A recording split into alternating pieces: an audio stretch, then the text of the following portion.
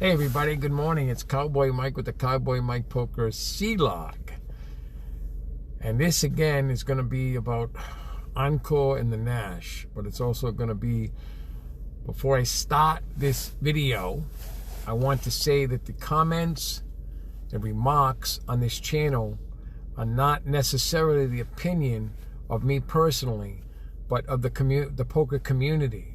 People have come to me and asked me to report on the poker in New England, in the Northeast, and that's what I do. So if we hear something, we say something. We never came out and ever said that the opinions about Encore or the Nash were ours. We said in the very beginning, and the question mark was, is Encore Boston closing poker? Is the key word. It was a question. It wasn't a statement. The other thing about the Nash is, it was about a 6-second about the Nash, and it may have been negative. And we apologize for that if you take it the wrong way, but we did not say it.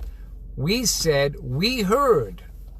And after further research, and some of your comments on the Facebook New Hampshire poker page, we understand that our information that we received may have been incorrect. We don't know. We're just saying it may have been incorrect, okay? And if you want to do your own research, I'm going to put some postings up there. There have been some negative things said about the Nash and about the poker room since its inception on Reddit and on Poker Atlas. We researched this after you came after me personally. You came after me personally, not the channel. You came after me. You came after Cowboy Mike, me personally, and that is incorrect. Are you all a bunch of school-age 15-year-old teenagers that can't understand or can't read or can't listen to what was said and who said it? I didn't say it. I have personally not experienced anything negative or positive at the Nash.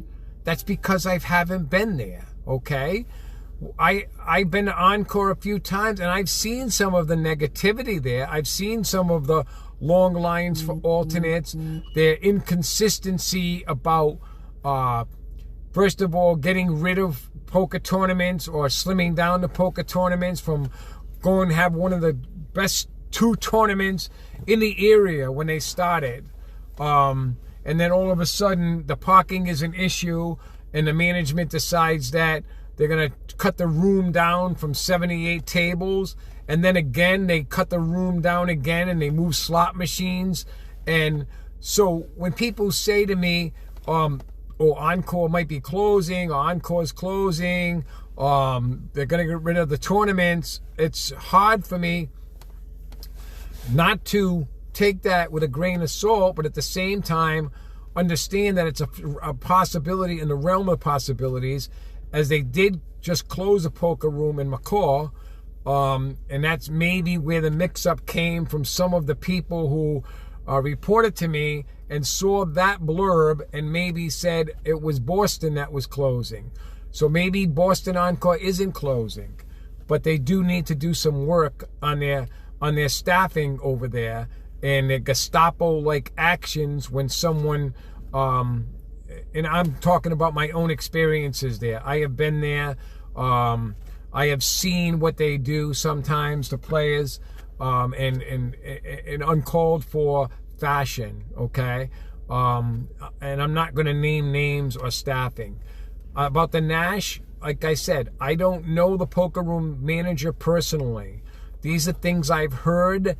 I've heard, H-E-A-R-D, not myself personally. I am not stating this. I heard these things from players, okay? And maybe some of these players had an axe to grind with the Nash. Maybe they had a problem there. I don't know. That's not my job to investigate that. It's my job to report for the poker community. And if you people in the Nash really want to comment on the YouTube channel. This channel doesn't have enough subscribers at this time to make any money, so it's not going to affect that at all. It's not going to affect any monetization as you stated. But some of you personally came after me, called me a tool, called me a prick, called me an idiot. So maybe you need to apologize, because I'm telling you right now, it didn't come from me. It came from the poker community, and I just report on what the poker community. So maybe I'm starting to believe that maybe there is something going on in the Nash. If you people are going to come at me like that, then I'm going to dig and find out what I can and put this to rest one way or the other, because I don't take it lightly when someone attacks me personally to the point where now I don't even want to go there and play. And a lot of my followers now have told me they don't want to go there and play because of the comments on the Facebook page by your tight-knit community. It's great to have a tight-knit community. It's great to have camaraderie. But when you attack someone, or when you don't even get all of the information, or even read the headline, or understand what is being said, or take the time to even listen before you respond. Maybe you're drinking, maybe you're drugging, I don't know, when you're commenting, but some of those comments were totally uncalled for, without knowing me as a person and attacking me. If you want to attack the channel, but don't attack me personally. Don't call me an idiot. Don't call me a tool. Don't call me a prick, okay? Because I'm none of those, okay? And all, like I said, all of this stuff has to be put to bed one way or the other. So if Encore isn't closing, it isn't closing. If Nash has a great poker room, it has a great poker room. The jury is still out on that, and we're going to still investigate it, and we will report back on here. If you don't want to subscribe to the channel, you don't want to be part of us to get the truth, then that's fine also, okay? Enough said about that. So let's talk about Turning Stone coming up on March 13th to March 26th or 23rd. I think it's 10 days. I'm not sure, 100% sure on that. But we do know that they do have the same WSOP circuit events that they've been having for the last 3 years. They've got some new mixed events also up there. It's always a good trip. It's always a good player field up there. It's a great casino, great atmosphere. And even though they have a limited staff up there for their 100K guarantee, they still pull it off, okay? Mohegan Sun, March 26th, 27th, and 28th, they have a 150K guarantee, $600 buy-in. But they have satellites starting on March 3rd. Foxwoods has the WSOP circuits coming up starting on March 3rd as well. They're doing something different this year. They're having two different versions of the satellite. They're having a 195, which is 1 in 10 get a seat for the WSOP 1200, which is always the following Sunday, except they skip a Sunday during the Easter break. And they're having a 295 at night on some of those days as well, that 1 in 5 or 1 in 6 will get a seat to the 1200. So that's something, that's a variation, a different variation. So I'll give them a little bit of credit for that.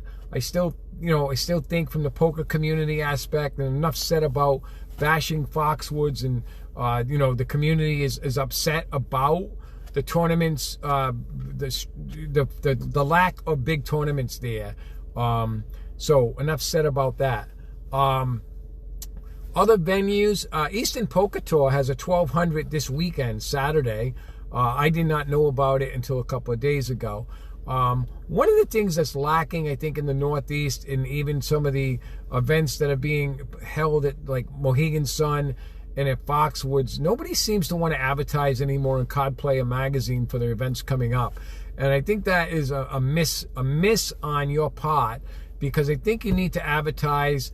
And I know it's a little extra money sometimes for advertising, but get the name back out there. Hoping that Mohegan Sun can really take the ball and run with it, because they're really doing a great job. Brendan's doing an awesome job over there behind Rebecca. And the dealers are always pretty much on top of things from my personal experience. The other thing I want to talk about is dealer at the table in the poker, in the cash game in the tournament. I noticed, because I play at Mohegan and Foxwoods and Bally's frequently, and I play at Bally's more probably anywhere else. I noticed that Bally's tournament dealers are more engaged in conversation, and that could be good or bad, because they talk about a lot of personal things at the table and about different things with different players, and seem to have their friends at the table, so to speak. And that's not really ethical, I don't believe. Mohegan, you never see that. I've never seen it at Mohegan Sun. I've never seen it at Foxwoods. They're right down to business. They do chit-chat, and they do have idle conversation, but you never see them get into personal information about people. So those are the things that I think that the casinos need to work on a little bit and get these dealers in tune with that. The other thing is I want to talk about is Bally's tournament has a Tuesday and a Thursday tournament. The tournament is growing. We had 63 on last Thursday for the Bally's tournament, which is better than it's been since the inception was, of course, 86, but it's been growing, and it's been getting new faces there, and I think that was the goal.